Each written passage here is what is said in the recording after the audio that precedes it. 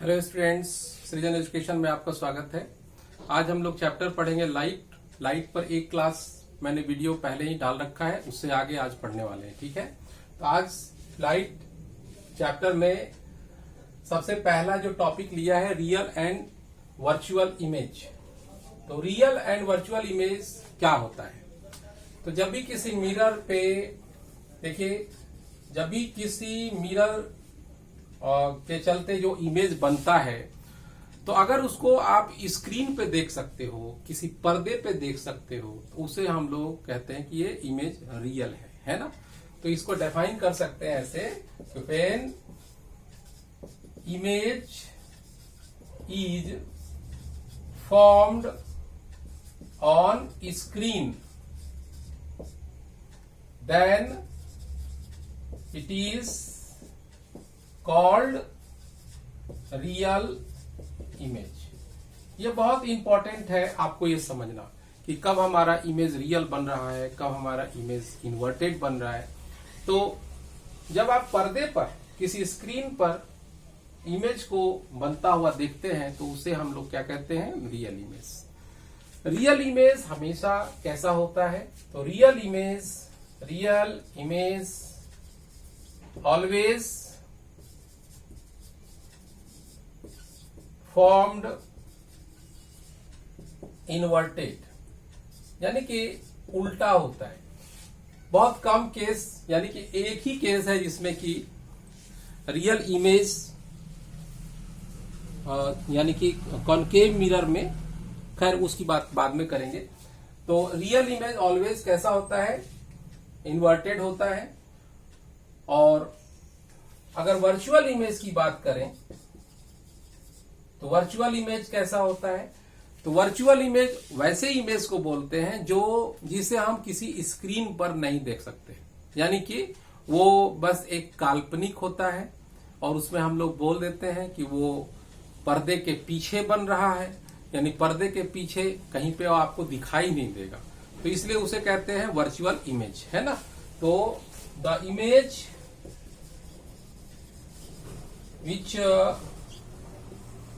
cannot be seen on screen, then it is called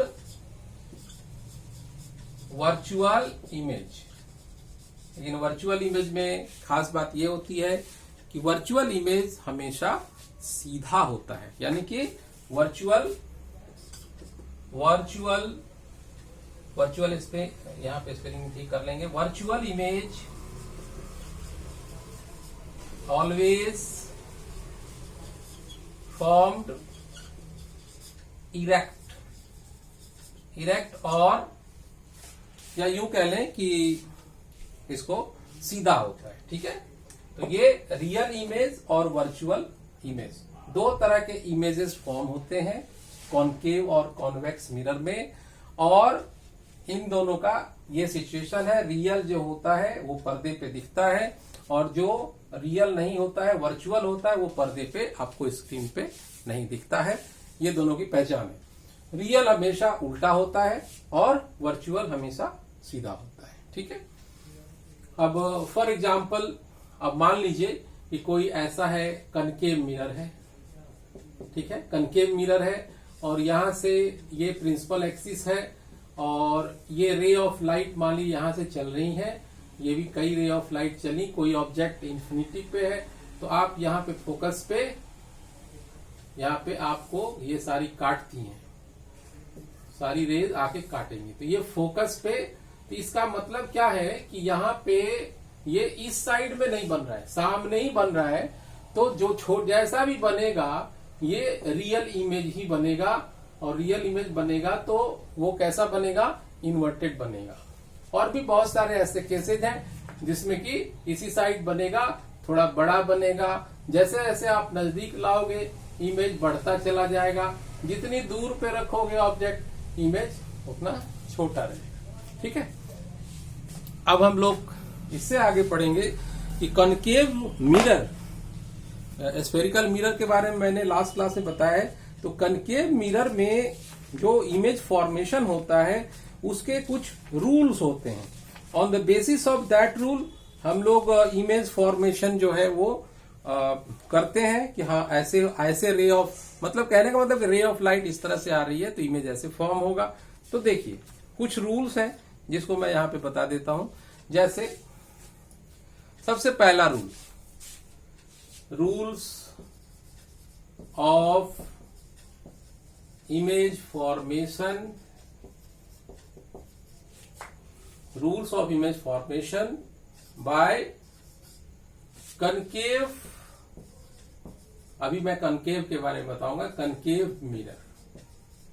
तो देखिए जैसे मान लीजिए पहला रूल है, पहले रूल में क्या होता है कि जब अगर रे ऑफ लाइट इंफिनिटी से आ रही है, ठीक है ना, इंफिनिटी से जब आएगी, मान लीजिए प्रिंसिपल एक्सिस है, यहाँ पे फोकस है, तो रे ऑफ लाइट अगर इंफिनिटी से आएगी, और ये कनकेव मिरर है, ये बात आप ध्यान रखिए क्योंकि पॉलिश इस साइड है। तो जब रे ऑफ इंफिनिटी से लाइट आ रही, इंफिनिटी से लाइट आने का मतलब क्या होता है कि इंफिनिटी पे ऑब्जेक्ट है, तो ये कहां से पास होती है, ये फोकस से पास होती है हमेशा। यानी कि इंफिनिटी से रे ऑफ लाइट आएगी तो कहां से पास हो जाएगी, फोकस से। This is the rule number 1। Okay, अब दूसरा रूल, सेकंड रूल क्या है, पहले मैं आपको पिक्चर बना के बताऊंगा तो ज्यादा समझ में आएगा। सेकंड रूल, अगर रे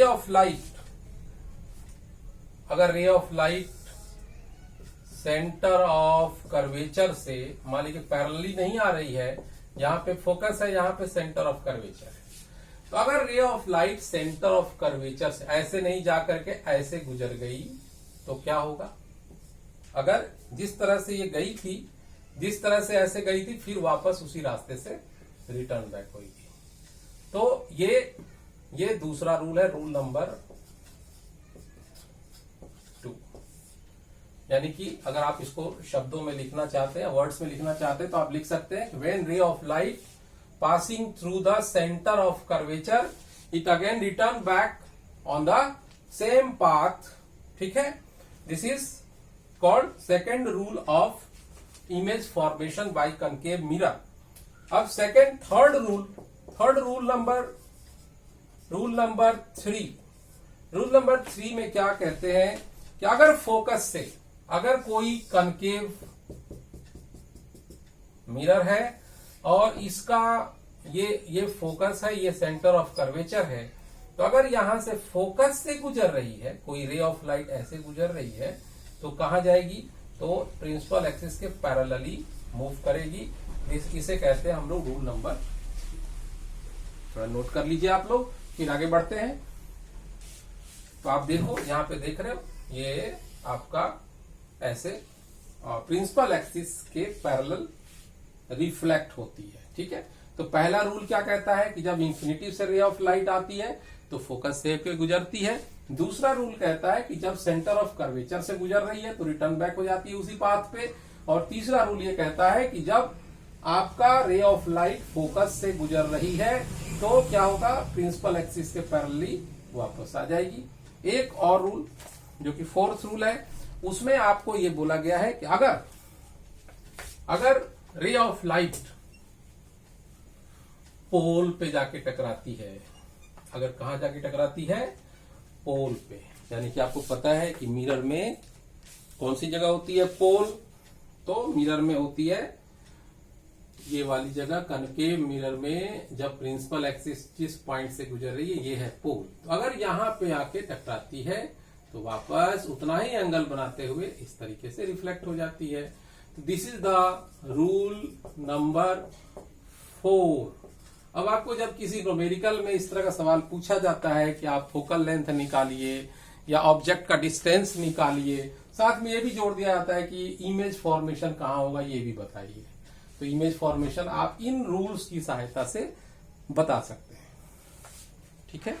तो अब हम आगे बढ़ेंगे और अब हम लोग पढ़ेंगे मिरर फार्मूला, ठीक है। तो मिरर फार्मूला और उससे होने वाले सवाल। तो आपको कनकेव मिरर के न्यूमेरिकल्स को करने के लिए किन किन फार्मूलों की जरूरत पड़ेगी। सबसे पहले मैं आपको बता देता हूं। देखो, कन्वेंशन है कि हम क्या करते हैं कि v को मानते हैं, स्मॉल v लेते हैं या u लेते हैं। u को कहते हैं ऑब्जेक्ट डिस्टेंस, ठीक है, और v को मानते हैं इमेज डिस्टेंस, और ये सारा मिरर के पोल से मेजर किया जाता है, ठीक है। और उसके बाद f क्या है, f is the focal length. अब इसमें एक और बात आती है कि साइन कन्वेंशन, यानी कि साइन क्या होगा। तो आप चलो मैं आपको यहाँ पे एक पिक्चर से बताता हूं कि साइन हम लोग कैसे पता करेंगे कि इमेज का साइन या ऑब्जेक्ट का साइन या फोकल लेंथ का साइन क्या होगा। मान लो आप अभी कर रहे हो कनकेव मिरर की बात, तो कनकेव मिरर में आपने पढ़ा होगा मैथमेटिक्स में कि ये कार्टेशियन जो कोऑर्डिनेट है, इधर वाला कोऑर्डिनेट पॉजिटिव होता है, इधर वाला निगेटिव होता है। तो हमें जनरली क्या है, बस लेफ्ट एंड राइट से ही मतलब है, इधर वाला पॉजिटिव पार्ट, इधर वाला निगेटिव पार्ट। अगर मिरर का सिचुएशन इस तरीके से है कि इस तरीके से मिरर का रिफ्लेक्टिंग सरफेस ये है, ये क्या है, रिफ्लेक्टिंग सरफेस, और इधर आपको पॉलिश्ड है, तो ये वाला पार्ट जो है ये पॉजिटिव पार्ट है और ये निगेटिव पार्ट है। तो अब इसका जो फोकल लेंथ है वो किस पार्ट में पड़ता है, तो इसका फोकल लेंथ यानी फोकस से पोल की दूरी को क्या कहते हैं, फोकल लेंथ। तो फोकल लेंथ किधर पड़ता है, पॉजिटिव, ठीक है, सॉरी निगेटिव। अब दूसरा, अगर आप इधर रिफ्लेक्टिंग सरफेस है तो इमेज कहां रखोगे, आप इधर ही रखोगे, तो निश्चित रूप से इमेज जो होगा वो भी निगेटिव ही होगा। तो अगर आपको ये दोनों पता है तो फिर आपको इमेज का डिस्टेंस अपने आप ही ऑटोमेटिकली पता चल जाएगा कि किधर इमेज बन रहा है। अगर इमेज इसी साइड बन रहा है तो इमेज का भी साइन निगेटिव आएगा, और इमेज अगर रियल बन रहा है तो निश्चित रूप से निगेटिव आएगा, और इमेज वर्चुअल बन रहा है यानी इस तरफ बन रहा है तो क्या होगा, पॉजिटिव आएगा। तो इस तरीके से हम लोग साइन कन्वेंशन करते हैं। तो अब आपको इसमें जो और फार्मूले हैं, मिरर फार्मूला जिसे बोलते हैं, वो मिरर फार्मूला यूं है, 1/v + 1/u = 1/f। इसे क्या कहते हैं, this is called mirror formula. अब एक होता है मैग्निफिकेशन। मैग्निफिकेशन का मतलब क्या होता है कि जो भी ऑब्जेक्ट आपने यहां रखा है वो इमेज बनता है जब उसका तो छोटा बना, कितना छोटा बना, कितना बड़ा बना, तो इसे कहते हैं मैग्निफिकेशन। इमेज छोटा भी बन सकता है, इमेज बड़ा भी बन सकता है। तो मैग्निफिकेशन के दो फार्मूले हैं, m = -v/u, इसे कहते हैं लीनियर मैग्निफिकेशन, ठीक है। और एक होता है मैग्निफिकेशन, वो हाइट के बेसिस पे होता है, तो इमेज का हाइट h2/h1 ऐसे होता है। यानी कि एक दोनों मैग्निफिकेशन का वैल्यू सेम आएगा, लेकिन आपके पास जो भी अवेलेबल है डेटा यानी v और u है तो आप इससे निकाल लो, h2 और h1 है तो आप मैग्निफिकेशन इससे निकाल लो। आपको पता चल जाएगा कि इमेज जितना बड़ा हमने ऑब्जेक्ट जितना बड़ा लिया था उसका इमेज यानी कि पिक्चर बड़ा बना या छोटा बना, ठीक है। अब देखिए, अगर मैग्निफिकेशन निगेटिव आता है तो एक और इसमें इंफॉर्मेशन छुपी होती है कि वो प्रिंसिपल एक्सिस के नीचे यानी कि उल्टा बन रहा है। अगर मैग्निफिकेशन पॉजिटिव आता है और छोटा आता है तो फिर वो प्रिंसिपल एक्सिस के ऊपर होता है, ठीक है। तो अब ये मिरर फार्मूला और मैग्निफिकेशन हो गया। तो चलिए इसके अगले पार्ट में आपको मैं बताता हूं कि हम न्यूमेरिकल सॉल्व कैसे करते हैं कनकेव मिरर का, ठीक है। तो सबसे पहले हम लोग एक न्यूमेरिकल ले लेते हैं और आपको सॉल्व करके दिखाते हैं कि कैसे हम लोग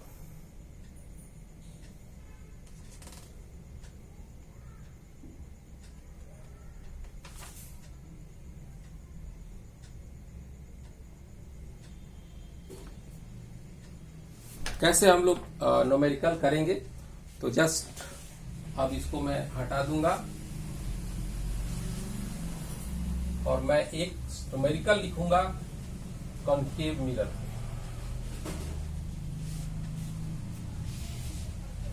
भाई एक न्यूमेरिकल ले लेते हैं और उसके लिए हमें एक सवाल लेना पड़ेगा, और वो कैसे ले सकते हैं। चलिए एक बहुत ही सबसे बेसिक सवाल ले लेते हैं और उसको समझते हैं कैसे। क्वेश्चन है, find the nature and position of image when an object of size 1 centimeter is placed